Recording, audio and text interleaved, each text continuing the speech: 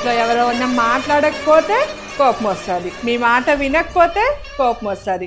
పిల్లలు మాట వినకపోతే కోపం, భర్త మాట వినకపోతే కోపం, భార్య మాట వినకపోతే కోపం. ఏం చేస్తారండి కోపం వస్తే? ఫోన్ పగలు కొడతారా, ఇంట్లో ఉన్న సామాన్లు కిందేస్తారా, తర్వాత కొనాల్సింది మీరే. అది గుర్తుపెట్టుకున్నారా? కోపం అన్నది ఒక నెగటివ్ ఎనర్జీ అండి. కాబట్టి ఈ కోపం ప్రతి ఒక్కరికి ఉంటుంది, ఎందుకంటే మైండ్ మీ కంట్రోల్లో ఉండదు కాబట్టి కోపం ప్రతి ఒక్కరికి ఉంటుంది. మీ అందరికీ వాటర్ థెరపీ వచ్చు కదా. నేను స్క్రీన్ పైన ఇస్తున్న మంత్రంతో ప్రతిరోజు నాలో ఉన్న కోపం ఈ మంత్రంతో వాటర్ థెరపీ చేసి ఆ నీళ్ళని నేను తాగగానే నా కోపం అణిగిపోతుంది అని సంకల్పం పెట్టుకొని ట్రై చేసి చూడండి. మంత్రం ఏంటంటే ఓం శాంతి ఇతి శాంతి పరమాత్మనే నమః.